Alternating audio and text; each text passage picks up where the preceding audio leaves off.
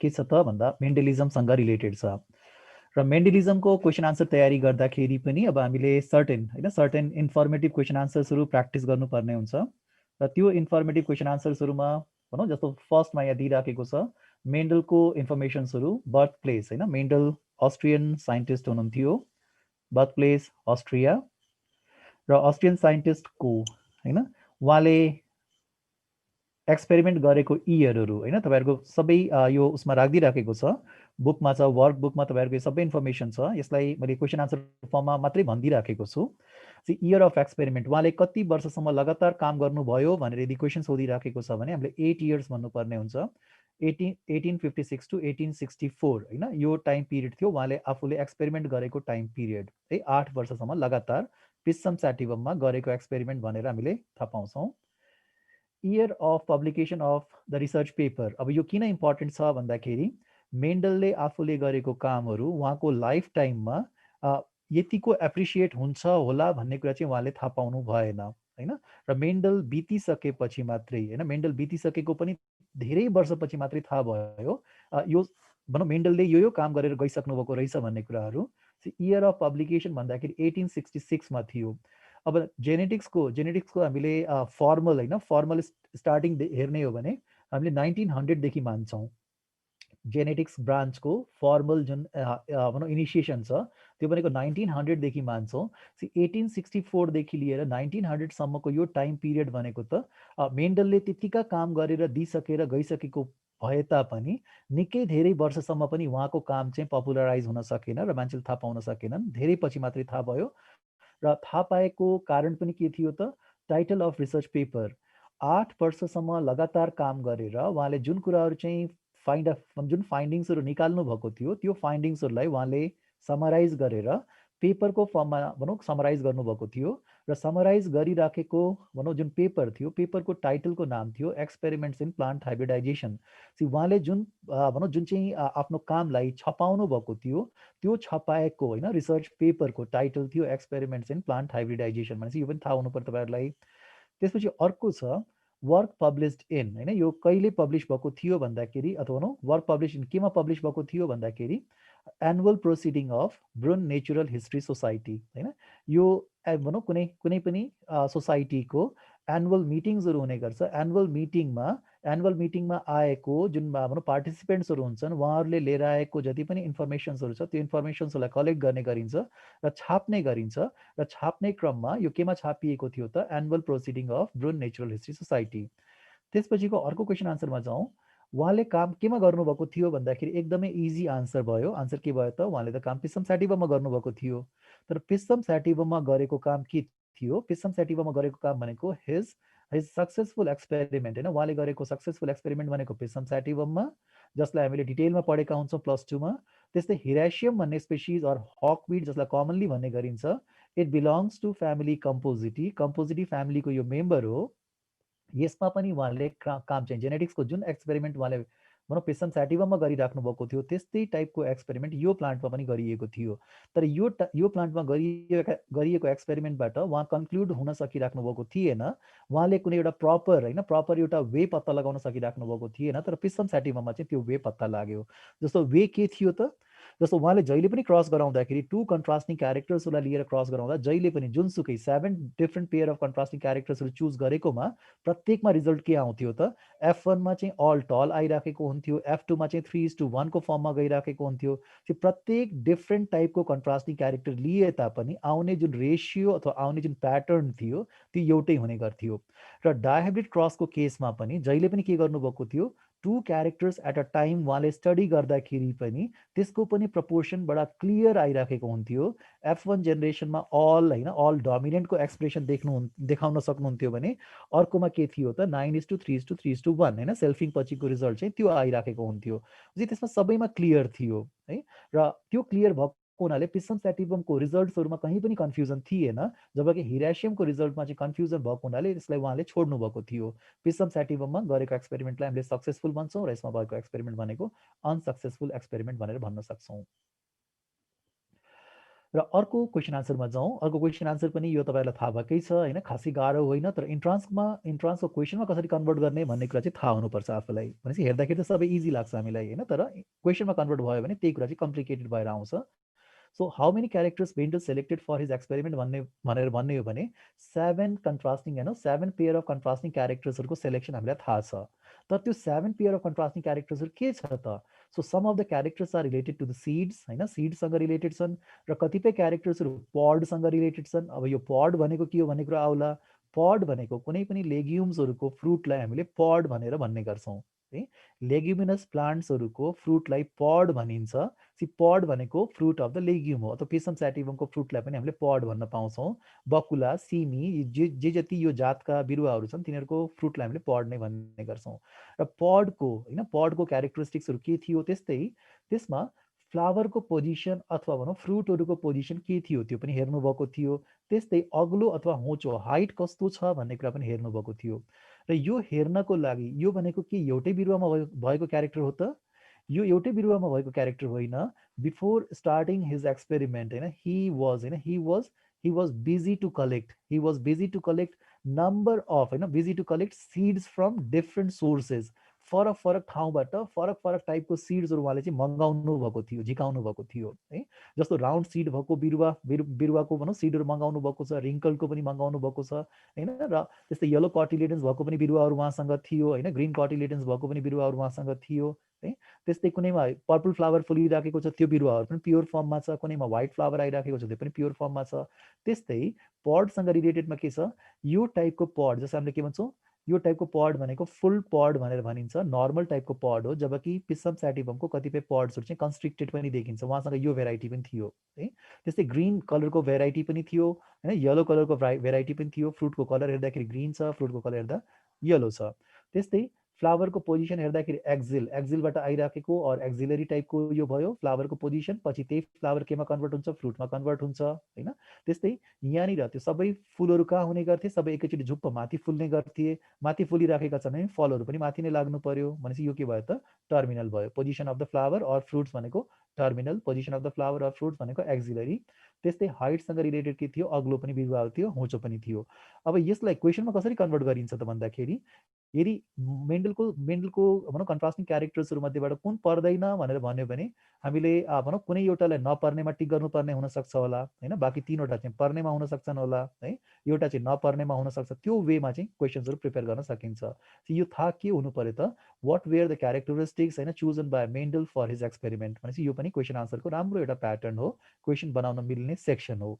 इन्ट्रान्सको question सजिलैसँग यहाँबाट create गर्न सकिन्छ। भनेपछि यो सेक्सनमा आफू कन्फिडेन्ट के हुनु पऱ्यो त, what are the characteristics and related to seeds, what are the characteristics related to the pod, what are the characteristics related to the stem and flower as well as height जे जति छ त्यो चाहिँ आफूलाई थाहा हुनुपर्ने हुन्छ।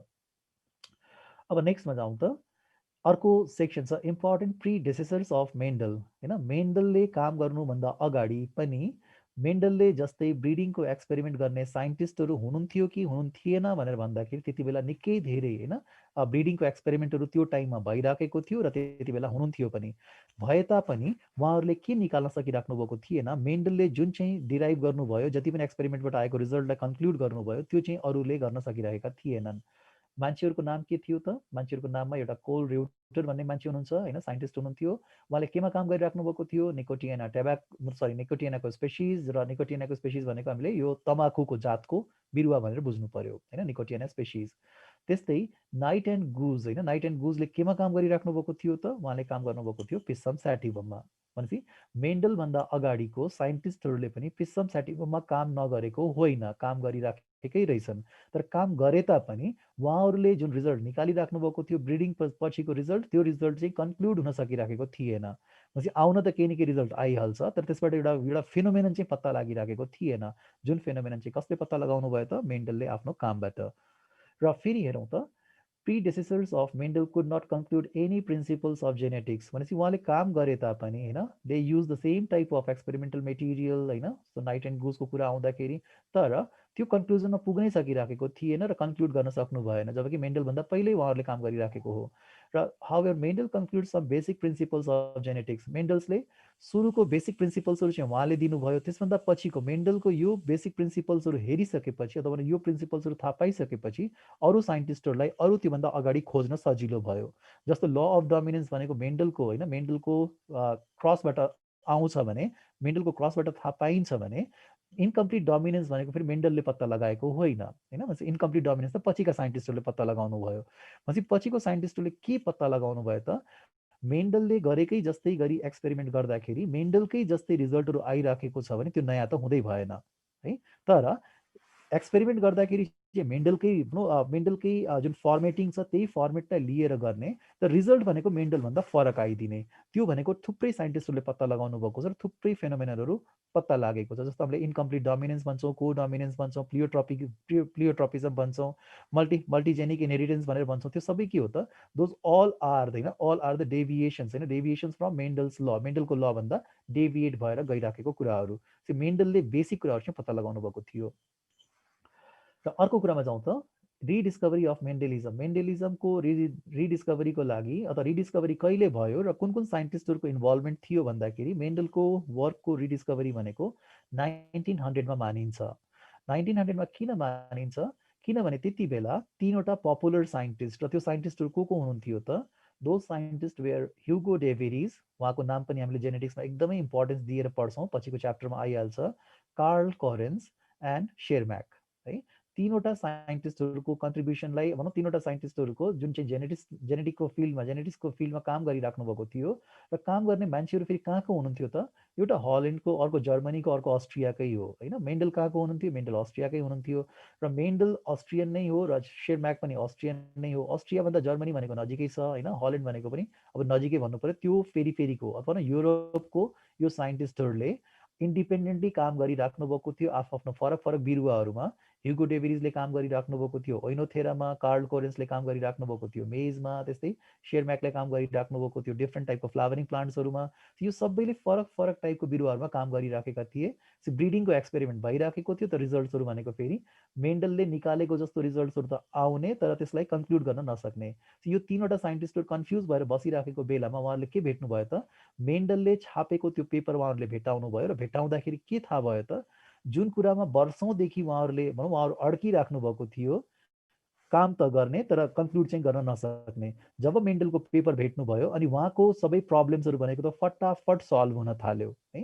भन्दाखेरि अब त्यो सल्भ गरेको क्रेडिट कसले लिने त, उहाँहरूले आफूले पत्ता लगाएको त होइन। उहाँहरू यो 1900भन्दा अगाडि नै उहाँहरूले काम गरिराख्नु भएको छ, तर 1900मा के थाहा भयो त, मेन्डलले लगभग 1866मा नै त्यो कुरा पब्लिकेसन गरिसक्नु भएको छ, लगभग 34 वर्ष अगाडि नै होइन, 34 वर्ष अगाडि नै काम भइसकेको रहेछ भन्दाखेरि उहाँहरूले क्रेडिट लिन मिलेन, क्रेडिट कसलाई दियो त, मेन्डललाई नै दियो। मेन्डलको रिडिस्कभरी, मेन्डलको कामलाई पछि मान्छेहरूले कति बेला थाहा पायो भन्दाखेरि 1900को हाराहारीमा रिडिस्कभर भयो, त्यो कुरा थाहा भयो। र थाहा पाउने मान्छेहरूमा यो मान्छेहरू हुनुहुन्थ्यो जसले पछि मेन्डललाई अब फादर अफ भनौँ हामीले जेनेटिक्स भनेर दिने गर्छौँ, त्यो क्रेडिट भनेको मेन्डलले पाउने कारण पनि त्यति बेलाको साइन्टिस्टहरूले दिएको अनर नै हो भनेर भन्नुपर्ने हुन्छ। रिपब्लिकेसन अफ मेन्डल्स वर्क, मेन्डलको काम फेरि फर्दर होइन अर्कोचोटि पब्लिकेसनमा कति बेला देखा पर्यो त भनेर भन्ने हो भने त्यो देखा परेको थियो फ्लोरा भन्ने जर्नलमा। मेन्डलको कामलाई फेरि मेन्सन गरियो, मेन्डलले यो काम गरिसक्नु भएको थियो भनेर साइट गरियो, र त्यो मेन्सन गरेको कति टाइममा भन्दाखेरि 1901मा अर्को कुनै साइन्टिस्टले काम गर्ने क्रममा आफूले काम गरेको रिजल्ट्सहरूलाई मेन्डलको कामसँग चाहिँ कम्पेयर गरेर उहाँहरूले दिनुभयो, र त्यति बेला यो केमा छापिएको थियो भन्दाखेरि फ्लोरामा। चाहिँ मेन्डलको नाम अब बिस्तारै हाइलाइट हुन थाल्यो, त्यो फ्लोरामा भनौँ मेन्डलको नाम चाहिँ परिसकेको थियो। र अर्को कुरा फेरि त्यति बेलाको इम्पोर्टेन्ट साइन्टिस्ट भनेको हामीले ब्याट्सन भनेर पढिराखेका छौँ, उहाँले ट्रान्सलेसनमा पनि हेल्प गर्नुभएको थियो, जसले गर्दाखेरि निकै धेरै मेन्डलको कामहरू पपुलराइज भएको थियो। अब अर्को कुरा हाम्रो क्वेसनमा जाउँ, cause of success of Mendel. मेन्डलको सक्सेस हुनुको पछाडिको रिजन्सहरू के थियो भनेर जाँदाखेरि मेन्डल किन भनौँ यो तीनवटा साइन्टिस्टहरू त्यति बेलाको तीनवटा रिनाउन्ड साइन्टिस्टहरू किन चाहिँ भनौँ सक्सेस हुन सक्नु भएन, र मेन्डलले गरेको एक्सपेरिमेन्टबाट किन उहाँ चाहिँ सक्सेस हुन सक्नुभयो भन्दाखेरि जिन्स अफ कन्सिडर्ड ट्रेड, उहाँले फ्याक्टर्स भनिराख्नु भएको थियो मेन्डलले। कुनै पनि ट्रेडको लागि चाहिने फ्याक्टर्सहरू यदि भनौँ फरक फरक क्रोमोजोम्सहरूमा छन् भने फरक फरक क्रोमोजोम्सले गर्दाखेरि हामीले के भेट्छौँ त रिजल्ट भनेको 9:3:3:1 को जुन रेसियो भेटिन्छ मेन्डेलिजममा त्यो भनेको ल अफ इन्डिपेन्डेन्ट एसर्टमेन्ट हो। त्यसमा जुन दुईटा क्यारेक्टर्सको हामीले स्टडी गर्छौँ त्यो दुईटा क्यारेक्टर्सहरू भनेको फरक फरक त्यो क्यारेक्टर्सको लागि चाहिने रेस्पोन्सिबल जिन्सहरू क्रोमोजोमको फरक फरक क्रोमोजोममा हुने गर्छन् र फरक फरक क्रोमोजोममा हुने भएको हुनाले हामीले इन्डिपेन्डेन्टली एसर्ट भएको देख्छौँ। त्यो मेन्डलको एउटा लकी सिचुएसन थियो। मेन्डलले आफूले लिएका सबै क्यारेक्टर्सहरू भनेको एउटै क्रोमोजोममा भनौँ कुनै कुनै एउटै क्रोमोजोममा पनि थिए, कुनै फरक क्रोमोजोममा पनि थिए। तर उहाँले एक्सपेरिमेन्ट गर्दाखेरि के पाउनुभयो त आफूले लकिली डिजाइन गरेको एक्सपेरिमेन्टमा त्यो क्यारेक्टर मात्रै सेलेक्ट हुन गयो जुन चाहिँ फरक फरक क्रोमोजोममा त्यसको लागि चाहिने जिन्सहरू थियो। त्यसले गर्दाखेरि ल अफ इन्डिपेन्डेन्ट एसर्टमेन्ट चाहिँ उहाँले पत्ता लगाउनु भयो। र सँगसँगै अर्को उहाँले सेलेक्सन गरेको मेटेरियल पनि सुइटेबल थियो होइन। पिसम स्याटिभम युज गर्नुभयो, राम्रोसँग एक्सपेरिमेन्ट भयो होइन। हिरासियम युज गर्नुभयो, फेलियर हुनुभएको थियो। त्यस्तै स्ट्याटिस्टिकल एनालाइसिस पनि उहाँले राम्रोसँग गर्नुभएको थियो र रेकर्ड गरेको जुन डेटाहरू थियो त्यो डेटा पनि एकदमै राम्रो होइन। भनौँ उहाँले जुन हामीले 3:1 भन्छौँ नि त्यो 3:1 भनेको त 4वटा बिरुवामा गरेको एक्सपेरिमेन्ट हो त, 4वटा सिडमा हेरेको हो त होइन नि त है। हन्ड्रेड्स अफ सिड्स भनौँ, कुनैमा 500मा हेरिएको छ, कुनैमा 800मा हेरिएको छ, कुनैमा 1000मा हेरिएको छ, कुनैमा 1700 1800मा हेरिएको छ। भनेपछि त्यति धेरै नम्बर अफ सिड्सहरूलाई एनालाइसिस गरेर बल्ल प्रपोर्सन अथवा रेसियो निकालिएको छ। पछि उहाँले स्ट्याटिस्टिकल टुल पनि एकदम राम्रोसँग युज गर्नुभएको छ।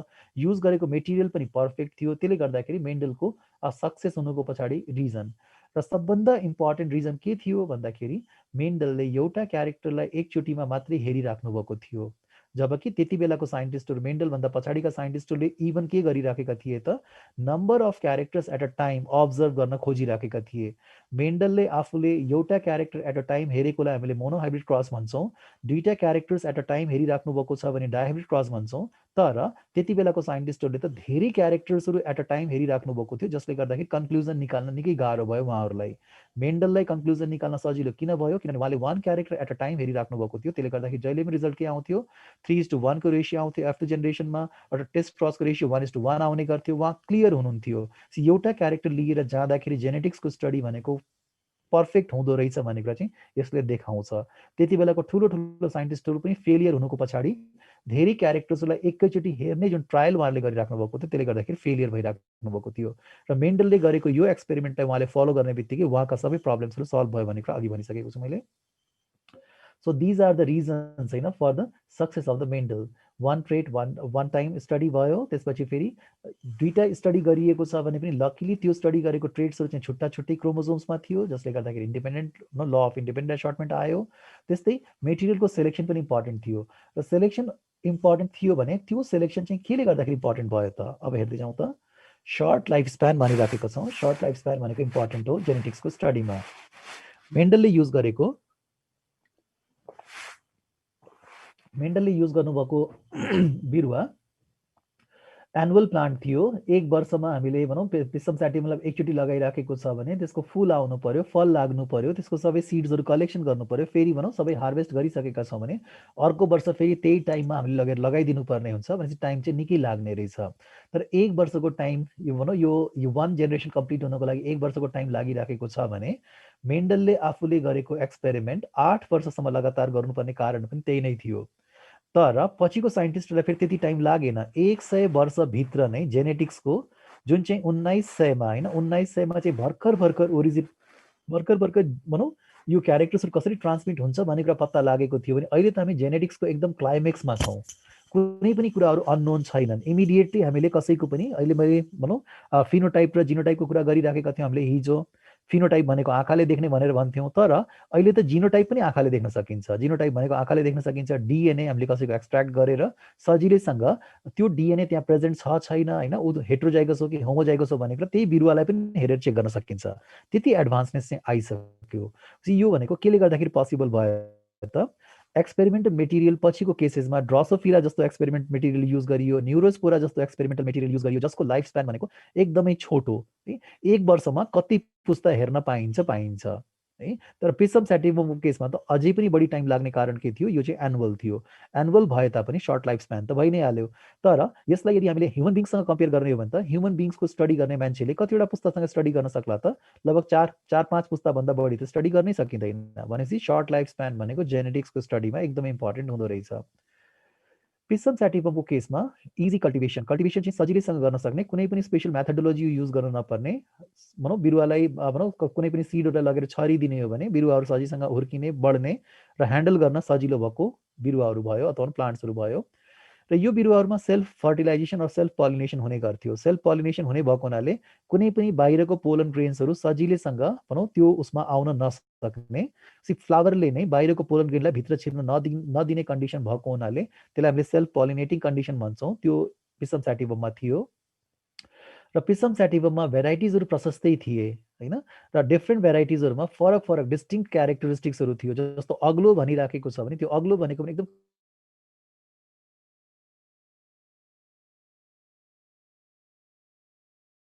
6 देखि 7 फिट अग्लोलाई अग्लो भनिएको छ, 1 फिटको हाराहारीकोलाई चाहिँ होचो भनिएको छ। भने त्यहाँ कुनै पनि कन्फ्युजन नै छैन है। र एउटा पर्पल कलरको भनौँ यदि फ्लावर कलर लिइराखेको छ भने अर्को भनेको व्हाइट छ। पर्पल र व्हाइटको कुनै दाँजो नै छैन, कुनै कम्पेरिजन नै छैन, एकदमै डिस्टिङ्क्ट क्यारेक्टरिस्टिक्सहरू छ होइन। कि त त्यो एक्सेसमा आउँछ फ्लावर्सहरू, कि त टपमा आउँछ, कुनै पनि इन्टरमिडिएट अर भनौँ बिचको कुरा नै छैन। एकदम क्लियर टाइपको डिस्टिङ्क्ट भेरिएसन भएको बिरुवा भएको हुनाले पनि कहीँ पनि कन्फ्युजन आएन। आएको रिजल्ट्सहरूलाई सजिलैसँग हामीले क्याटेगोराइज गर्न सक्यौँ, कि त यो हो कि त त्यो हो भनेर सजिलैसँग क्याटेगोराइज गर्ने सक्ने कन्डिसन थियो। नो कन्फ्युजन, इन बिट्विनको कुनै पनि क्यारेक्टर्सहरू रिजल्ट्समा भेटिने गर्थेन। फर्टाइल हाइब्रिड अफ स्प्रिङ, योभन्दा अगाडि हामीले के कुरा गरिरहेका थियौँ, यदि क्रसिङ गराउने हो भने क्रसिङ गराउँदाखेरि कसको बिचमा क्रसिङ गराउने त? जस्तो पिसम स्याटिभमको अर्को टाइपको भेराइटीसँग यदि हामीले पिसम स्याटिभमकै भेराइटीसँग क्रस गराइराखेको छ भने, पिसम जिनससँगै क्रस गराइराखेको छ भने त्यो भनेको इन्ट्राजेनेरिक क्रस भयो। त्यसमा चान्सेस के हुन्छ त? फर्टाइल हाइब्रिड्सहरू आउने चान्सेस, फर्टाइल भनौँ सिड्सहरू आउने चान्सेसहरू बढी हुन्छ। ती हाइब्रिडाइजेसन गराइसकेपछि सबभन्दा ठुलो समस्या भनेको बिउ लाग्दैन होइन। यदि हाइब्रिड्सहरू बनाइराखेका छौँ भने हामीले क्रस गराइसकेपछि त्यो बिरुवामा बिउहरू नलाग्ने सिचुएसन आउन सक्छ। तर यसमा के थियो त? बिउ नलाग्ने सिचुएसन थिएन, सजिलैसँग बिउ लाग्ने गर्थ्यो, भनेपछि त्यसमा पनि समस्या थिएन। अब अर्को पार्टमा जाउँ, मेथड्स अफ एक्सपेरिमेन्ट। यसलाई एक्चुली फेरि मैले सरर भनिदिन्छु, यो सबै केसँग रिलेटेड छ। क्वेसनमा तपाईँहरूलाई कन्भर्ट गर्नु पर्यो भने causes of selection of pea plant भनेको छ भने यो कजेस मध्येबाट कुनै पनि कजलाई हामीले एउटा लिन सक्छौँ, अथवा यो कज मध्येबाट तिनवटालाई चाहिँ हामीले अप्सनमा राखिदिन सक्छौँ। अर्को भनेको कुनै नमिल्ने खालकोलाई चौथोमा राखिदिन सक्छौँ, त्यसलाई हटाउने भनेर क्वेसन बनाउन सकिन्छ। यो पार्ट पनि हाम्रो इम्पोर्टेन्ट हुनसक्छ क्वेसन आन्सरको लागि है। भनेपछि यसलाई पनि हामीले प्रिपेयर गरिराख्नुपर्ने हुन्छ।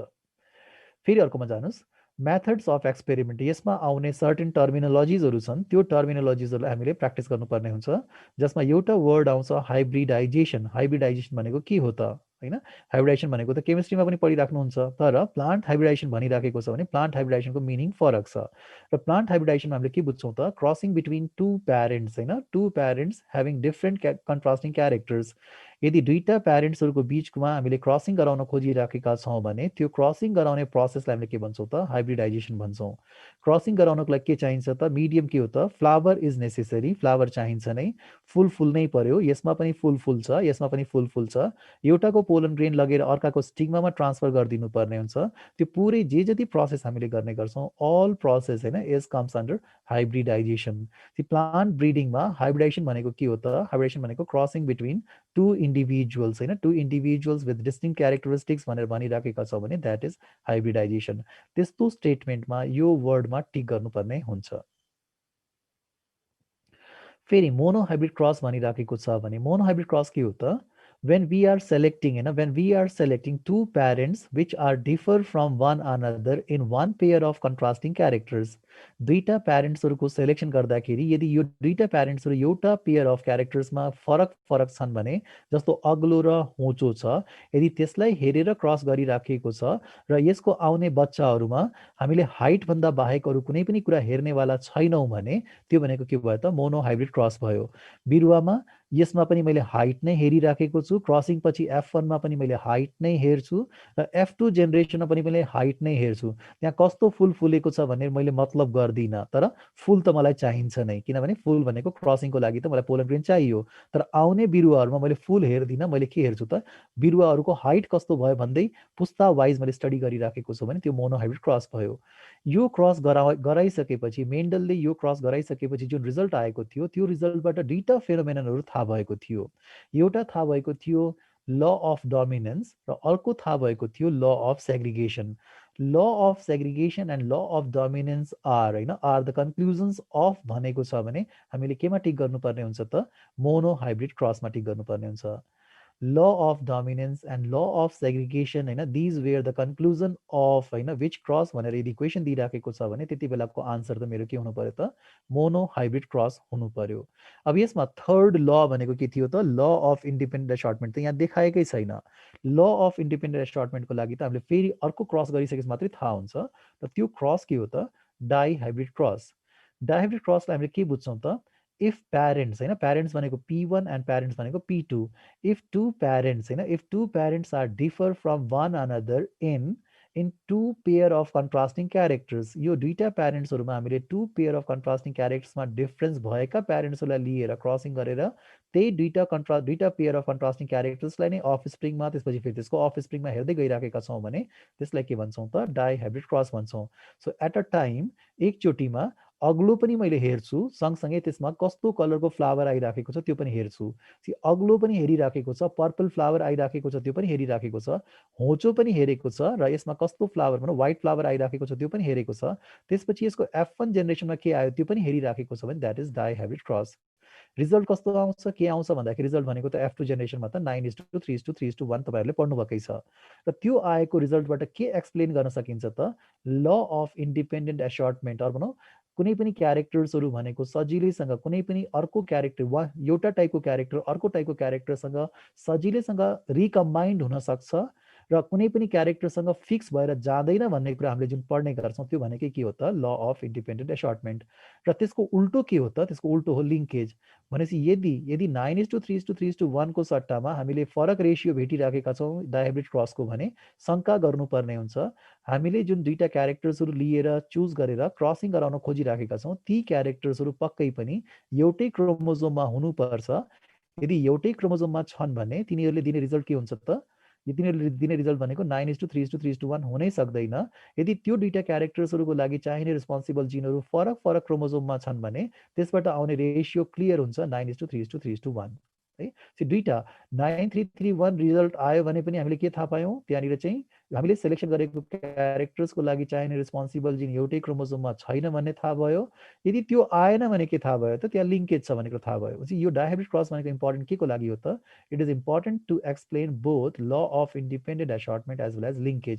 दुईटै कुराको एक्सप्लेनेसन केले दिन्छ त डायहाइब्रिड क्रसले मात्रै दिन सक्छ if we are considering two different characteristics at a time होइन दुईटा फरक फरक टाइपको क्यारेक्टरिस्टिक्सलाई एकैचोटि स्टडी गरिराखेको छ भने we conclude with these two phenomenons होइन law of independent assortment and linkage. फेरि अर्कोमा जानुहोस् त इमेस्कुलेसन भन्ने टर्मिनोलोजी आउन भनौँ निकै धेरै आइराखेको यो भनौँ टर्म्सहरू भएको हुनाले हामीले यसलाई क्वेसनमा कन्भर्ट गरेर राखिराखेको हो।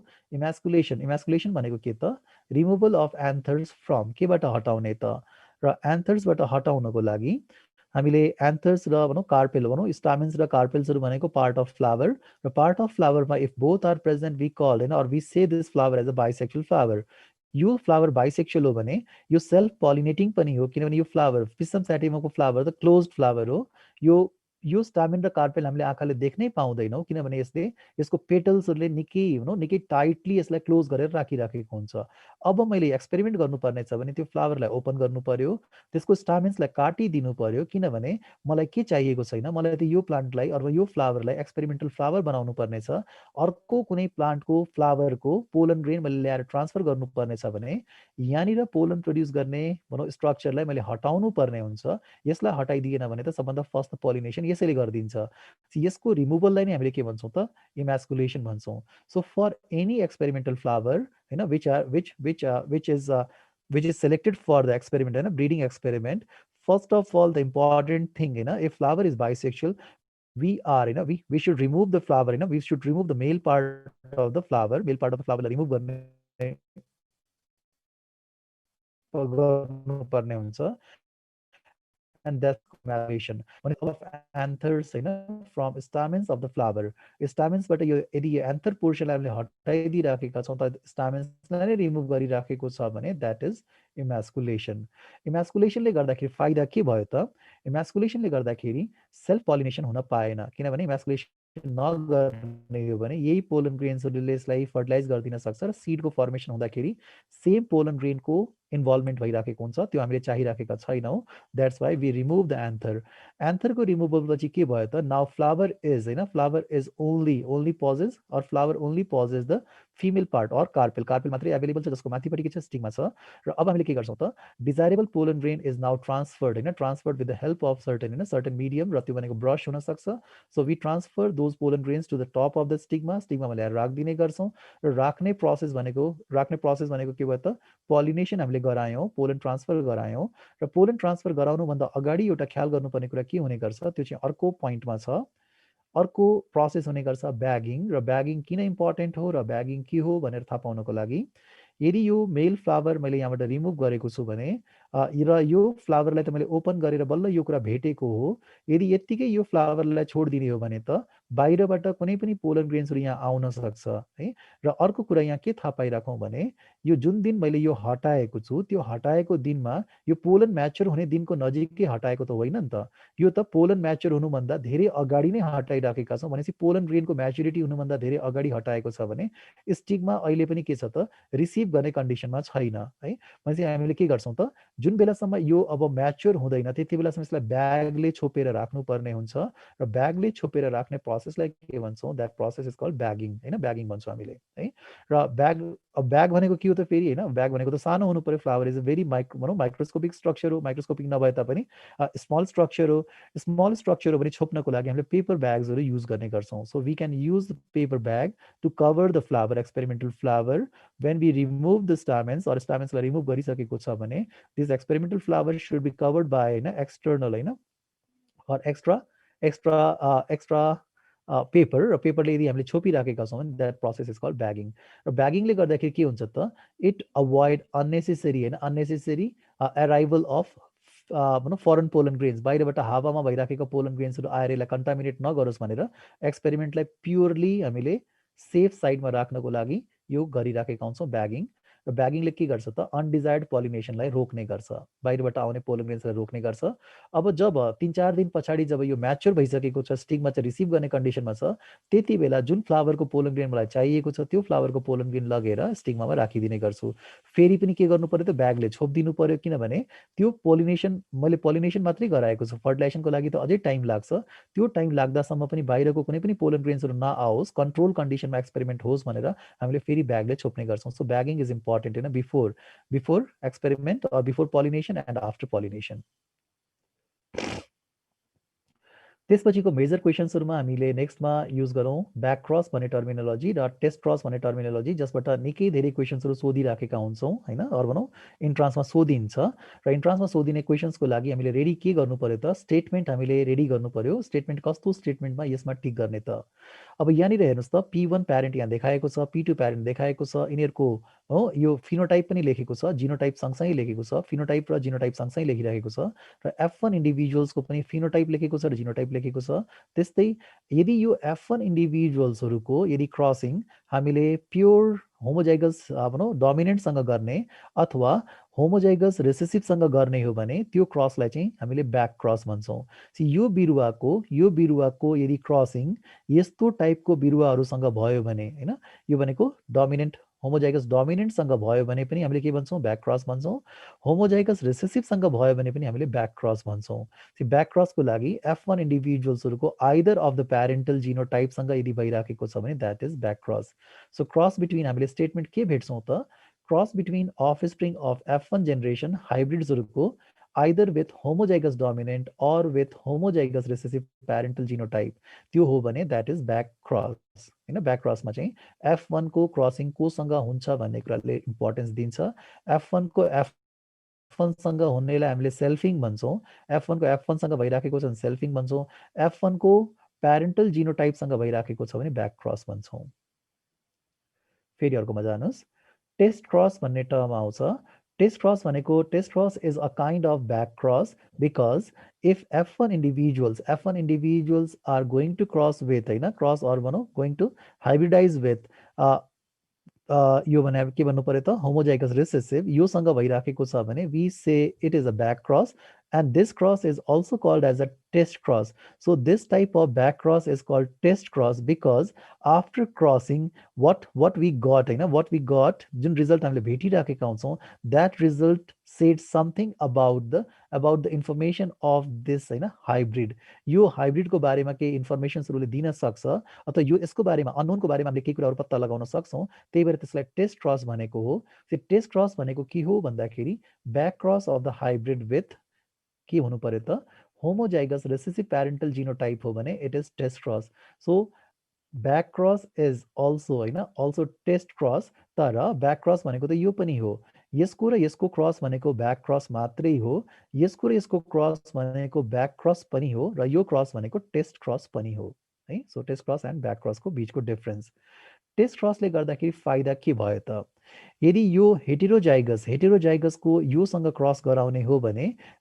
अबको नेक्स्ट पुस्ता भनेको के हुन्छ त जति पनि सिडहरू आउँछन् तिनीहरूलाई लगेर रोपिदिने हो भने यो दुईटाको बिचको क्रसिङ पछि आएको सिड्सहरूलाई गरेर रोपिदिने हो भने आउने बिरुवाहरू दुईटा ग्रुपमा डिभाइड हुन्छन् so some of the plants means 50% plants होइन 50% प्लान्ट्स सोड टलनेस अर नो हाइटमा चाहिँ अग्ला हुने गर्छन् र 50% बिरुवाहरू चाहिँ होचा हुने गर्छन् यदि यो कन्ट्रोल एक्सपेरिमेन्टमा हामीले पाएको रिजल्ट त्यो हो भने यदि यो कन्ट्रोल एक्सपेरिमेन्ट हामीले हेर्ने हो भने यसको बारेमा पनि मलाई थाहा छ यसको बारेमा पनि थाहा छ यिनको बच्चाहरूको बारेमा थाहा छ भने यदि यिनीहरूको बिचमा क्रस गराउने हो भने 50% बिरुवाहरू चाहिँ अग्ला आउँछन् 50% बिरुवाहरू होचा आउँछन् 50% र 50% भनेको प्रपोर्सनली कति हो त 1:1 हो 1:1 प्रपोर्सनमा यदि हामीले यो क्रसको रिजल्ट भेटिराखेका छौँ भने हामीले के बुझ्नु पर्यो त यो भनेको त टेस्ट क्रस हो टेस्ट क्रसको रिजल्ट 1:1 आइराखेको छ तर यदि यसको योसँग क्रस हुने हो भने होइन यसको यो सरी यदि यो अग्लो भनेको अग्लो कि त यो टाइपको हेटेरोजाइगस अग्लो हुनसक्छ कि त यो होमोजाइगस अग्लो हुनसक्छ यदि होमोजाइगस अग्लो हो भने त यसको रिसेसिभसँग क्रस हुँदाखेरि त के आउँछ त सबै बिरुवाहरू 100% बिरुवाहरू अग्ला आउँछन् यदि कुनै पनि बिरुवा मैले अननोन बिरुवा भेटेको छु भनेर रोड साइडमा भेटिराखेको छ त्यो भेटेको बिरुवाको सिड कलेक्सन गरेर लिएर आएँ अग्लो थियो त्यो बिरुवा साँच्चीकै अग्लो थियो कि थिएन त्यसको जिनोटाइप के होला भनेर पत्ता लगाउनु पर्ने छ भने मैले के गर्नु पर्यो त उसलाई आफूसँग भएको यो रिसेसिभ होइन रिसेसिभ प्यारेन्टसँग क्रस गराइदिनु पर्यो यदि उसको रिजल्ट भनेको 1:1 आयो भने मैले सेलेक्सन गरेको मैले बाहिरबाट लिएर आएको जुन अननोन बिरुवा थियो त्यो बिरुवा भनेको अग्लो त देखिराखेको थियो त्यो बिरुवा साँच्चीकै अग्लो होइन रहेछ त्यो त हाइब्रिड रहेछ भनेर थाहा हुन्छ है र यदि त्यो बिरुवा साँच्चीकै अग्लो हो भने मैले क्रसिङ गराइसकेपछि आएको रिजल्ट भनेको 100% सबै बिरुवाहरू अग्लो हुन्छन् र 100% अग्लो बिरुवाहरू आउनुको मिनिङ के हो त मैले सेलेक्सन गरेर लिएर आएको बिरुवा भनेको प्योर हो भनेर बुझिन्छ कुनै पनि बिरुवालाई प्योर अथवा हाइब्रिड छ छैन भनेर चेक गर्नको लागि युज गर्ने क्रस कुन हो भन्यो भने हामीले के भन्नु पर्यो त टेस्ट क्रस हो so why it is called test cross because it can test or it can check whether होइन वेदर द इन्डिभिजुअल्स होइन use for crossing experiment is hybrid type or pure type होइन pure type for dominant character होइन dominant क्यारेक्टरको लागि hybrid हो कि dominant क्यारेक्टरको लागि प्योर हो भन्ने कुरा थाहा पाउनको लागि रिसेसिभसँग क्रस गराउने हो भने आएको रिजल्टले सजिलैसँग हामीलाई आन्सर दिन सक्छ अब मैले अघि भनेकै कुरालाई यहाँनिर एक्चुअली फेरि रिभाइज गर्न पाउँछौँ हामीले अब छ टेस्ट क्रस रेसियो भनेर है टेस्ट क्रस रेसियोमा मोनो हाइब्रिड टेस्ट क्रस गराउँदाखेरि टेस्ट क्रस रेसियो कति आउँछ भन्ने कुरा यहाँ क्वेसनमा आउँछ जस्तो भनौँ test cross ratio of mono hybrid cross is भनेर क्वेसन दिएको बेलामा हामीले कुन अप्सनलाई चुज गर्ने त त्यसमा यहाँ हेर्नुहोस् त यो टेस्ट क्रस हो कि होइन सबभन्दा फर्स्ट कन्फर्म गर्नुहोस् होइन सो हेटेरोजाइगस भनिराखेको छ so individual is heterozygous for one characteristics भनेपछि यो त टेस्ट क्रसतिरै गयो कि जस्तो लाग्छ हेटेरोजाइगससँग भएको भए त्यो सेल्फिङ हुन्थ्यो त्यो टेस्ट क्रस हुन्थेन हेटेरोजाइगसको कोसँग गराइराखेको छ त होमोजाइगस रेसेसिभसँग गराइराखेको छ हेटेरोजाइगसको होमोजाइगस रेसेसिभसँग गराएको क्रस भनेको टेस्ट क्रस हो भनेको कन्फिडेन्ट यहाँ हुँदा हुन्छ हेटेरोजाइगसमा यो सिचुएसन भनेको यो जिनोटाइप भनेको के हो त it is heterozygous situation because one factor is dominant and another factor is recessive यो भनेको डबल रिसेसिभ कन्डिसन हो दुईटै फ्याक्टर्सहरू के छन् त रिसेसिभ छन् so what type of gametes this individual can form भनेर भन्ने हो भने this individual can form two different types of gametes so one type of gamete consist of T factor capital T factor and another type of gametes it can be of small T type होइन यो टाइपको हुने गर्छ र यसले produce गर्ने ग्यामेट्सहरू जहिले पनि स्मल टी टाइपको हुन्छ भने यिनीहरूको फ्युजन पछि के हुन्छ त हामीले देख्ने गर्छौँ यो कन्डिसन एउटा भयो सो यहाँनिर एउटा भन्ने proportion or chances के छ त chances of having small t and small t is possible from this cross, and also this heterozygous situation can be also possible from this cross. So after the result हैन, after the result के भेट्छौँ त हामीले, त्यो result भनेको 50% अग्लो र 50% होचो भेटिन्छ र in terms of ratio 1:1 छ।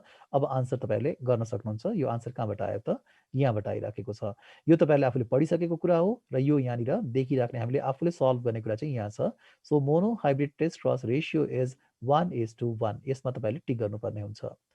त्यस्तै अर्को क्वेशन सोध्न सक्छ, dihybrid test cross ratio is भनेर सोधेको बेलामा कुन अप्सनमा टिक गर्ने त हैन, कस्तो रेशियोमा टिक गर्ने? र यहाँनिर सबभन्दा फर्स्ट हेर्नुस् त, यो डाई हाइब्रिड हो कि हैन? डाई हाइब्रिड त कन्फर्म हो कि यो किन डाई हाइब्रिड हो? यसमा यो भनेको येलोको लागि हैन, अर भनौँ येलो कटिलेडनको लागि यो हाइब्रिड फर्ममा छ र राउन्ड शेपको लागि पनि यो हाइब्रिड फर्ममा छ। सीड शेपको लागि पनि हाइब्रिड फर्ममा छ र कलर अफ कटिलेडन्सको लागि पनि हाइब्रिड फर्ममा छ। सो दुईटा क्यारेक्टरिस्टिक्सको लागि हाइब्रिड फर्ममा भएको हुनाले it is a dihybrid condition र यो भनेको डबल रिसेसिभ कन्डिसन हो, होमोजाइगस रिसेसिभ हो। अबको सिचुएसनमा के छ? 4 different types of gametes are possible from dihybrid, capital Y capital R, capital Y small y capital R and small y small r. So 4 different types of gametes produced from this individual and only one type from another individual. र यसले बनाउने proportion के हुन्छ त यो देखिन्छ र आउने रिजल्ट के हुन्छ त हामीले चारवटा फरक फरक फिनोटाइप्सहरु भेट्छौं र फिनोटाइप्समा के छ त येलो राउन्ड भेटिन्छ 25%, येलो व्रिङ्कल भेटिन्छ 25%, ग्रीन राउन्ड भेटिन्छ 25%, ग्रीन रिङ्कल भेटिन्छ 25%। र यो रेशियो जुन भेटिराखेको छ यो proportion यसलाई हामीले भनौं रेशियोमा कन्भर्ट गर्दाखेरि 1:1:1:1 हुनु पर्यो र त्यो रेशियो भनेकै हाम्रो के हो त आन्सर हो। डाइहाइब्रिड टेस्ट क्रस रेशियो हैन, or ratio of test cross हैन obtained in डाइहाइब्रिड क्रस भनेर भनिराखेको छ भने 1:1:1:1 मा टिक गर्नुपर्ने हुन्छ। यो आन्सर भनेको हामीले यसको लागि लिन्छौं, यो आन्सर भनेको यो आन्सर भनेको यसको लागि लिन्छौं। यो भनेको एकदमै स्ट्यान्डर्ड क्वेशन हो। टेस्ट क्रस भनेको के हो, ब्याक क्रस भनेको के हो, त्यस्तै टेस्ट क्रसको रेशियो मोनोहाइब्रिडमा कति हुन्छ, डाइहाइब्रिडमा कति हुन्छ, स्ट्यान्डर्ड क्वेशन आन्सर्सहरु हुन्, हामीले प्र्याक्टिस गर्नुपर्ने। र यो तपाईहरुले पढि पनि सक्नुभएको छ, अहिले क्वेशनको फर्ममा हामीले देखाइदिने काम मात्रै गर्ने हो। अब अर्कोमा जानुस्। अर्कोमा यो रेसिप्रोकल क्रस भनेर सोध्ने चान्सेसहरु निकै कम हुन्छ हैन, तर रेसिप्रोकल क्रसको यो जुन भनौं वर्ड छ, यो वर्डलाई अप्सनमा लगेर राखिदिने चान्स बढी हुन्छ। भनेपछि अप्सनलाई हामीले मिनिमाइज गर्नको लागि पनि यसको बारेमा थाहा पाउनु पर्ने हुन्छ। र यो निकै इजी हो र यो मेन्डलले गराएको एक्सपेरिमेन्ट पनि थियो।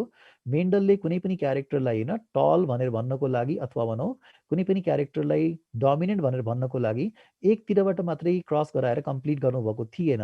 जस्तो same parents are used in two different experiments. एउटै टाइपको प्यारेन्ट दुईटा एउटै टाइपको प्यारेन्ट्सलाई दुईटा फरक फरक एक्सपेरिमेन्टमा युज गरिएको छ भने it is called reciprocal cross. जस्तो राउन्ड टाइपको सीड भएको हैन, राउन्ड टाइपको सीड भएको बिरुवा छ भने भनौं बिरुवा छ, त्यो बिरुवाको पोलन ग्रेनलाई लगेर रिङ्कल सीड हुने बिरुवाको स्टिग्मामा लगेर राखिदिने हो भने F1 जेनेरेसन के आउँछ त? F1 जेनेरेसनमा बनेको यो जुन फ्रुट छ, यो फ्रुटमा सबै सीड्सहरु भनेको राउन्ड शेपमै देखिन्छन् है। सो यो भनेको त एउटा भयो। अर्को हेरौं त, अर्कोमा के गरिराखिएको छ? यो राउन्ड भनेको फेरि स्टिग्मा हो, राउन्ड शेप भनेको यसले स्टिग्माको कन्डिसन छ र रिङ्कल शेप भएको भनौं फ्रुट फर्म गर्ने बिरुवाको पोलन ग्रेनलाई लगेर राउन्ड टाइपको सीड फर्म गर्ने बिरुवाको स्टिग्मामा राखिदिने हो भने फेरि पनि रिजल्ट के आउँछ त? सबै सीड्सहरु F1 जेनेरेसनको त सबै राउन्ड नै आउने गर्छन्। सो यो भनेको यतातिरबाट जाँदाखेरि पनि त्यही नै छ रिजल्ट, अर्कोतिरबाट जाँदाखेरि पनि त्यही नै छ रिजल्ट। सेम प्यारेन्टमा टु डिफरेन्ट एक्सपेरिमेन्ट गरिराखेको छ, दुईटैको रिजल्ट एउटै आइराखेको छ भने the cross is called reciprocal cross. यताको यता गयो, यताको यता गयो, दुईटैबाट रिजल्ट एउटै आइराखेको छ। सो रेसिप्रोकल क्रस र कुनै पनि कुराको डोमिनेन्सी अर भनौं रेसेसिभनेस कन्फर्म गर्नको लागि रेसिप्रोकल क्रस गराइएको थियो र त्यो रेसिप्रोकल क्रस चाहिँ इम्पोर्टेन्ट हुने गर्छ। यसलाई हामीले यसरी बुझ्नु पर्यो। रेसिप्रोकल क्रसले गर्दाखेरि के थाहा भयो त? यो दुईटा प्यारेन्ट्सहरु चाहिँ इक्वली कन्ट्रिब्युट गरिराखेका छन् कि छैनन् भन्ने कुरा थाहा पाउनको लागि यो क्रस गराउने गरिन्छ। So it is useful to check whether parents are making equal contribution or not है। दुईटै प्यारेन्ट्सहरुको कन्ट्रिब्युसन इक्वल छ कि छैन, यताबाट गए पनि कुरा उही नै आइराखेको छ, यताबाट गए तापनि कुरा उही नै आइराखेको छ। उस्तै कुराहरुको हामीले F1 जेनेरेसनमा भेटिराखेका छौं भने दुईटै प्यारेन्ट्सहरुको कन्ट्रिब्युसन चाहिँ इक्वल छ, क्यारेक्टरिस्टिक्समा कुनै पनि प्रब्लम छैन भन्ने कुरा चाहिँ यहाँबाट थाहा हुन्छ। So it is called reciprocal cross. र फेरि अर्कोमा जाउँ, अर्को स्लाइडमा। मेन्डल्स एक्सपेरिमेन्ट र एक्सपेरिमेन्ट त अघि हामीले धेरै डिस्कसन पनि गरिसक्यौँ होइन, र त्यसैले अब रिभाइज मात्रै गर्दै जाने हो र क्वेसन जहाँ जहाँ आउँछ त्यहाँ त्यहाँ प्र्याक्टिस गर्दै जाने हो। सो मेन्डलले गरेको एक्सपेरिमेन्ट के थियो त? Mendel carried out or Mendel perform two basic experiments होइन, एउटालाई मोनोहाइब्रिड क्रस भन्छौँ, अर्कोलाई डाइहाइब्रिड क्रस भन्छौँ। मोनोहाइब्रिड क्रसमा हामीले के भन्छौँ त? Monohybrid cross in which only one trait is considered होइन फर हाइब्रिडाइजेसन।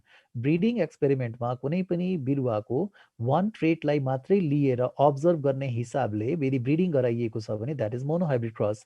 र यो वान ट्रेट भनेको के हो त? One trait can be said as a characteristics भन्न सक्छौँ। र त्यो क्यारेक्टरिस्टिक्समा यो टु भनेको के हो त? Contrasting characters. जस्तो भनौँ वान ट्रेट भनेको हाइट हुनसक्छ, वान ट्रेट भनेको हाइट हुनसक्छ र हाइटको टु कन्ट्रास्टिङ क्यारेक्टर्स भनेको टलनेस र डफनेस हुनसक्छ। त्यस्तै वान ट्रेट भनेको फ्लावर कलर हुनसक्छ, कलर अफ द फ्लावर भनेको it can be a trait भन्न सक्छौँ हामीले। तर purple flower and white flowers are contrasting characters होइन, characters of that particular trait. अब यो भनेको मोनोहाइब्रिडमा हामीले वान ट्रेट र टु कन्ट्रास्टिङ क्यारेक्टर्स लिएर काम गर्ने गर्छौँ। र यसबाट आउने रिजल्ट के हो त? योभन्दा अगाडि पनि कुरा आइसकेको छ। Phenomenon of dominance and law of segregation can be explained on the basis of monohybrid cross. योभन्दा अगाडि पनि भनिसकेको छु र मैले यो रिभाइज गरिराखेको छु। सी मोनोहाइब्रिड क्रसको कन्क्लुजन के हो त? ल अफ डोमिनेन्स र ल अफ सेग्रिगेसन हो है, यो अघि भनिसकेको छ। अब यहाँ हेर्नुहोस् त, मैले सेटअप गरेको एक्सपेरिमेन्ट भनेको तपाईँहरूले आफूले पढिराखेको एक्सपेरिमेन्ट नै हो, जसमा P1 टल राखेको छ, P2 डफ राखेको छ। यहाँ F1 भनेको अल टल और 100% बिरुवाहरू सबै अग्ला देखिराखेका छन्। त्यसपछि सेल्फिङ गरेको छ, सेल्फिङ पछि आएको रेसियो फिनोटाइपिक रेसियो 3:1 भनेको छ। फिनोटाइप्स भनेको टल र डफ भनेको छ। त्यस्तै जिनोटाइपिक रेसियो भनेको यिनीहरूको फर्दर क्यारेक्टराइजेसन गर्ने हो भने यिनीहरू भनेको त खासमा के रहेछन् त? 25% भनेको त प्योर टल रहेछ, 50% भनेको त हाइब्रिड टल रहेछ र 25% भनेको प्योर डफ रहेछन् भनेको हामीले पढेका हुन्छौँ। अब यो पढिसकेको कुरालाई क्वेसनमा कसरी जाने त? मैले क्वेसनमा लग्छु। So phenotypic ratio obtained in F2 generation होइन, F2 generation of monohybrid cross is भनेको छ भने हामीले केमा टिक गर्ने? phenotypic ratio obtained in F2 generation, यो त सबै F2 जेनेरेसनको कुरा गरिरहेको हो नि त होइन। F2 generation of monohybrid cross is भनेको छ भने हामीले टिक गर्ने आन्सर के हुन्छ त? 3:1 मा जानु पर्यो। भनेपछि हामीले कहाँनिर सेलेक्सन गरेको हो त? यसलाई सेलेक्सन गरेको हो है। यहाँ एक्सप्लेन गर्नु त पर्दैन होला धेरै त होइन, अगाडि हामीले गरिसकेका छौँ कुरा त। फेरि अर्को क्वेसनमा जानुहोस्। नम्बर अफ फिनोटाइप्स होइन observed or number of phenotypes obtained in F2 generation of monohybrid cross भनेर यदि क्वेसन बनाइयो भने त्यति बेला हामीले के भन्छौँ त? 2 भन्छौँ। 2 phenotypes are observed in F2 generation of monohybrid cross. र त्यो 2 फिनोटाइप्स भनेको के हो त? Phenotypes are the visible characteristics होइन, जुन चाहिँ आँखाले देखिन्छ। जस्तो टल भनेको र डफ भनेको के हो त? टल र डफ भनेको फिनोटाइप्सहरू हो। दुईटा फिनोटाइप्स कुन कुन हो भनेर भन्यो भने द्याट इज टल एन्ड डफ। ठिक छ, 2 फिनोटाइप्स भनेपछि भिजुअल क्यारेक्टर्सहरू के हो त? फिनोटाइप्स। र जुन चाहिँ हिडन क्यारेक्टर्स छ, क्यारेक्टर प्रेजेन्ट इनसाइड द डिएनएमा छ भने that is not visible through our आइजबाट देख्न सकिने कुरा होइन, द्याट इज जिनोटाइप। र फेरि यहाँनिर आउँछ जिनोटाइपिक रेसियो कति हुन्छ भनेर यदि सोधिराखेको छ भने what could be the answer? Answer के हुनसक्छ? 1:2:1 इज द जिनोटाइपिक रेसियो। भनेपछि हामीले आन्सर के गर्नु पर्यो त? 1:2:1 मा टिक गर्नु पर्यो है। यसलाई रेडी गर्नुपर्ने हुन्छ। हामीले कहाँबाट यो लिइराखेका छौँ आन्सर? यहाँबाट लिइराखेका छौँ। नम्बर अफ जिनोटाइप्स कतिवटा हुन्छ मोनोहाइब्रिड क्रसमा भनेको छ भने हामीले 3 मा टिक गर्नुपर्ने हुन्छ। र त्यो 3 कुन कुन हो भनेर भन्यो भने त्यो भनेको प्योर टल हो र हाइब्रिड टल हो र डफ हो। र त्यो भनेको खासमा के हो त? प्योर टल भन्न खोजेको हामीले के हो त? क्यापिटल टी हो। र अर्को जिनोटाइप के हो त? क्यापिटल टी स्मल टी हो। र अर्को जिनोटाइप भनेको स्मल टी हो। So 3 genotypes are possible in monohybrid cross. Monohybrid क्रसमा हामीले 3 जिनोटाइप्सहरू देख्न सक्छौँ। फेरि अर्कोमा जानुहोस्। Ratio between homozygous and heterozygous. यो F2 जेनेरेसनमा गएर खोज्ने हो भने होमोजाइगस र हेटेरोजाइगसहरू कहाँनिर देखिन्छ त? होमोजाइगस हामीले हेर्ने हो भने त यो प्योर भनेको चाहिँ होमोजाइगस हो, यो प्योर भनेको पनि होमोजाइगस हो। यो प्योर डफ भनेको होमोजाइगस रिसेसिभ हो, यो प्योर टल भनेको होमोजाइगस डोमिनेन्ट हो। र यो 100% मा यिनीहरू हो भने 25% चाहिँ यस्तो हो, 50% चाहिँ यो हो र 25% चाहिँ यो हो होइन। र यदि यो 50% हो भने होमोजाइगसको कुरा गर्दाखेरि जुन बेला हामीलाई डोमिनेन्ट र रिसेसिभ भनेर सोधिराखेको छैन, होमोजाइगस मात्रै भनेको छ भने होमोजाइगस त यो पनि हो, होमोजाइगस त यो पनि हो। त्यो 50% होमोजाइगस र 50% हेटेरोजाइगस हुने बित्तिकै के भयो त? रेसियो 1:1 मा जान्छ। अब यस्तो टाइपको क्वेसन सोध्ने भनेको अलिक भनौँ रेयरली नै सोध्ने गर्छ, तर तपाईँहरूलाई एकदमै कमनली सोध्न सक्ने क्वेसन्सहरू भनेको 1 2 3 4 होइन यहाँ छ। त्यसपछि अर्को क्वेसन 1 ट्रेट 2 क्यारेक्टरिस्टिक्स भनेको एकदमै कमन हो। कसरी छुट्याउनुहुन्छ मोनोहाइब्रिड र हाइब्रिडलाई? मोनोहाइब्रिड डाइब्रिड छुट्याउनको लागि यहाँ छ। ल अफ डोमिनेन्स र ल अफ सेग्रिगेसन कसको कन्क्लुजन हो भनेर सोधेको बेलामा फेरि यहीँ जानु पर्यो। अल दिज आर होइन or related to the different question answers होइन, फरक फरक टाइपको क्वेसन आन्सरसँग रिलेटेड यो सबै टेक्स्ट यहाँ हामीले देखिराखेका छौँ।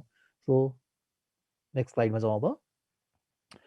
नेक्स्ट स्लाइड छ सर्टेन होइन, सर्टेन तपाईँहरूको त्यहाँ भनौँ फिल इन द ब्ल्याङ्क्स भनेर वर्कबुकमा दिइराखेको छ। त्यो फिल इन द ब्ल्याङ्क्सको लागि यो राखिराखेको पोइन्ट्सहरू हो। यसमा के राखेको छ त, कार्ल कोरेन्स डिजाइन्ड होइन the statistical analysis of the data in the form of principle into the following headings होइन। हामीले भनौँ जुन चाहिँ मेन्डलले निकाल्नु भएको रिजल्ट्सहरू थियो त्यो रिजल्ट्सहरूलाई चाहिँ कुन कुन लमा चाहिँ कन्भर्ट गरिएको छ भनेर भन्ने हो भने दोज लज वेयर होइन के थियो त, ल अफ डोमिनेन्स थियो, अघि पनि कुरा गरिसकेका छौँ। Law of segregation or purity of gametes त्यो पनि कुरा गरिसकेका छौँ। ल अफ इन्डिपेन्डेन्ट एसर्टमेन्ट त्यो पनि कुरा गरिसकेका छौँ। So law of independent assortment is conclusion of dihybrid cross र यो दुईटा भनेको यो दुईटा भनेको मोनोहाइब्रिड क्रस। यसको डिटेल हामी एकैछिनपछि गइहाल्छौँ। यो तीनवटा हेडिङको लागि मात्रै मैले रेडी गरेँ। र फर्स्टमा जाउँ अब। हेडिङको फर्स्ट पार्ट भनेको ल अफ डोमिनेन्स हो। ल अफ डोमिनेन्समा होइन यो लको फर्मुलेसन कसरी भयो, तर यो लको मिनिङ के हो त होइन। र लको मिनिङ यहाँ हामीले हेर्न सक्छौँ। वेन टु प्यारेन्ट्स होइन, वेन टु प्यारेन्ट्स जब जब दुईवटा प्यारेन्ट्सहरू के छ त, having one pair of contrasting characters, यो हो कि होइन, यो हो P1 यहाँ छ P2 यहाँ छ contrasting characters. When they are होइन हाइब्रिडाइज गरिसकेपछि the offsprings or the seeds produced on होइन आउट अफ टू होइन, कुनैमा त सिडको प्रोडक्सन त हुन्छ, त्यो प्रोडक्सन भइराखेको छ भने त्यो सिडलाई लगेर रोपिदिने बित्तिकै जति पनि बिरुवाहरू आउँछन् we call those as F1 plants होइन, F1 प्लान्ट्सहरू भन्छौँ। यो जुन आइराखेको छ F1 प्लान्ट्समा only one of the two parental characters, यो F1 बिरुवाहरूमा यो दुईटा प्यारेन्ट मध्येबाट कुनै एउटाको क्यारेक्टर मात्रै एक्सप्रेस भइराखेको हुन्छ, अर्काको चाहिँ देखा पर्दैन। जसको देखा पर्छ त्यसलाई हामीले के भन्छौँ, डोमिनेन्ट भन्छौँ। जसको देखा पर्दैन त्यसलाई हामीले रिसेसिभ भन्छौँ। रिसेसिभ किन भन्छौँ, यो पुरै पनि त डोमिनेन्ट हुनसक्छ, त्यसको कुनै पनि इम्प्याक्ट नहुन पनि सक्छ है। तर के देखिन्छ त, अर्को पुस्तामा जाँदाखेरि त रिसेसिभ त फेरि फुत्त आइराखेको छ है, यो त नआउनु पर्ने नि त होइन। यो पनि आइराखेको छ भने यसकै बच्चाहरूमा यो क्यारेक्टर देखिराखेको छ भने यो क्यारेक्टर त यहाँ हिडन फर्ममा रहेछ है, हिडन फर्ममा रहेछ र यो अर्को पुस्तामा गएर देखा पर्छ। तर F1मा नदेखिने जसको देखा परिराखेको छ, जुन क्यारेक्टर देखा परिराखेको छ द्याट इज डोमिनेन्ट, जुन देखा परेको छैन रिसेसिभ। भनेपछि डोमिनेन्ट र रिसेसिभ कसलाई भनिन्छ त, रिजल्ट अफ द F1 इन्डिभिजुअल्समा जुन एक्सप्रेसन भइराखेको छ द्याट इज डोमिनेन्ट। र the character which is expressed in heterozygous genotype, heterozygous भनेको के हो त होइन, यो अल टल भनेको त क्यापिटल टी स्मल टी हो नि त, यो हेटेरोजाइगस फर्म हो। र हेटेरोजाइगसमा जसको एक्सप्रेसन भइराखेको छ द्याट इज डोमिनेन्ट। जसको एक्सप्रेसन भइराखेको छैन, यहाँ टीको क्यापिटल टीको एक्सप्रेसन भइराखेको छ, यसमा कसको भएको छैन त, स्मल टीको भइराखेको छैन। सो स्मल टीलाई हामीले के भन्छौँ त, रिसेसिभ भन्छौँ। र जुन चाहिँ एक्सप्रेस भयो डोमिनेन्ट, जुन चाहिँ एक्सप्रेस भएन recessive. Exception to the law of dominance. अब अर्को क्वेसनमा जानुहोस् है। र अर्को क्वेसन के हुन्छ त, ल अफ डोमिनेन्स होइन, इज इट अ ल, इज दिस ल युनिभर्सल होइन, युनिभर्सल ल भनेर मान्न सकिन्छ त भनेर भन्ने हो भने युनिभर्सल ल मान्न सकिँदैन, because it has some exceptions. भनेपछि law of dominance is not universal law, universal law होइन, because it has some exceptions. र एक्सेप्सन के छ त, एक्सेप्सन भनेको इन्कम्प्लिट डोमिनेन्स भनेर हामीले जुन पढ्ने गर्छौँ, incomplete dominance or blending inheritance. Blending inheritance भनेको मिक्सिङ इनहेरिटेन्स भनेर भनिराखेको हो, त्यो कसलाई भनिन्छ, इन्कम्प्लिट डोमिनेन्सलाई नै भनिन्छ। र को डोमिनेन्स पनि, को डोमिनेन्स र ब्लेन्डिङ इनहेरिटेन्स भनौँ यो हाम्रो इन्कम्प्लिट डोमिनेन्स, यो ल अफ डोमिनेन्सको अगेन्स्टमा हुने गर्छ। र कसरी अगेन्स्टमा हुने गर्छ त, जब रेड फ्लावर र व्हाइट फ्लावरको बिचमा लिएर क्रस गराइन्छ भने F1मा त रेड फ्लावरको एक्सप्रेसन देखिन्छ, व्हाइटको देखिँदैन। F2मा फेरि दुइटैको देखिन्छ है। भनेपछि F1मा जसको एक्सप्रेसन भइरहेको छ त्यो चाहिँ के भयो त, डोमिनेन्ट भयो। तर हामीले सर्टेन केसेसमा के देख्छौँ त, रेड र व्हाइटको बिचमा क्रस गराउँदाखेरि त पिङ्क देखिराखेका हुन्छौँ। भनेपछि यो प्यारेन्टको पनि आएन, यो प्यारेन्टको पनि आएन, भनेपछि डोमिनेन्ट त भएन नि त, त्यो ल अफ डोमिनेन्सलाई फलो गरेन। र यदि रेड र व्हाइटको बिचमा क्रस गराउँदाखेरि एउटै फुलमा रातो पनि रातोको प्याच पनि देखिरहेको छ, व्हाइटको प्याच पनि देखिरहेको छ भने त दुइटैको एक्सप्रेसन भयो। त्यो कन्डिसन भनेको के हो त, को डोमिनेन्स हो है। को डोमिनेन्सले कसको अगेन्स्टमा जान्छ, ल अफ डोमिनेन्सको अगेन्स्टमा जान्छ। इन्कम्प्लिट डोमिनेन्स कसको अगेन्स्टमा जान्छ, ल अफ डोमिनेन्सको अगेन्स्टमा जान्छ। Law of dominance is not a universal law because it has some exceptions. Okay, र यो भयो अर्को क्वेसन आन्सर।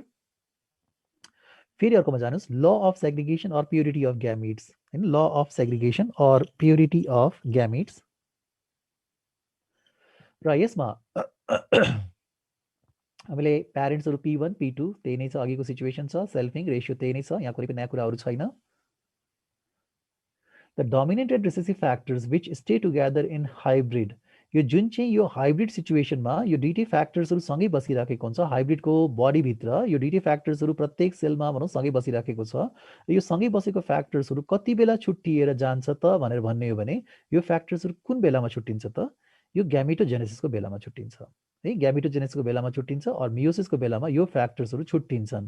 र फ्याक्टर्सहरू जहिले पनि बडीमा होइन, इन केस अफ अ भनौँ diploid body, two factors are working for a single क्यारेक्टरको लागि दुईटा फ्याक्टरले काम गरिराखेको हुन्छ भने in case of gametes only one factor is available होइन, एउटा फ्याक्टर मात्रै एभाइलेबल हुने गर्छ। सी यो सेग्रिगेसन अथवा छुट्टिने काम कति बेला हुन्छ त, so these two factors which are present in heterozygous form, they are segregated or separated at the time of gametogenesis or meiosis. meiosis को टाइममा यो फ्याक्टर्सहरू छुट्टिन्छ। And which law is universal law भनेर भन्यो भने अहिले पनि यो ल भनेको युनिभर्सल ल नै हो होइन। किनभने मेन्डल पछिको जति पनि जेनेटिक्सको एक्सपेरिमेन्टहरू भएको छ, ग्यामेटोजेनेसिसमा यो जुन एलल्सहरू होमोलोगस क्रोमोजोम्सहरूको सेपरेसनको कुरा हामीले मियोसिसमा गर्छौँ, र मियोसिसमा होमोलोगस क्रोमोजोमको सेपरेसन भइराखेको छ र प्रत्येकमा एउटा क्रोमाटिड मात्रै गइराखेको छ भने त उसले आफूसँग लाग्ने फ्याक्टर त एउटा मात्रै लगेको हुन्छ। So gamete always have only one factor for particular type of trait or characteristics होइन। सो यो भनेको युनिभर्सल ल कुन हो भनेर भन्यो भने law of segregation or purity of gametes भनेको युनिभर्सल ल नै हो।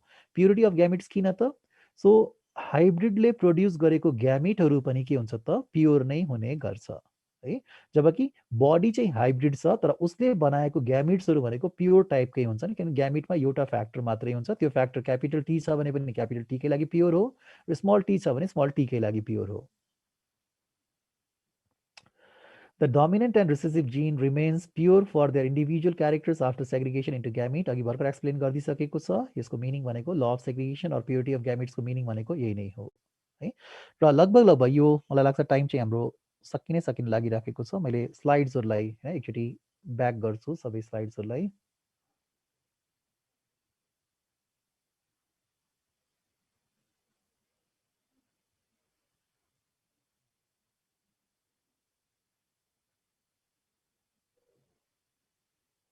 कसैको छुटेको छ भने एकचोटि सर हेर्नु होला।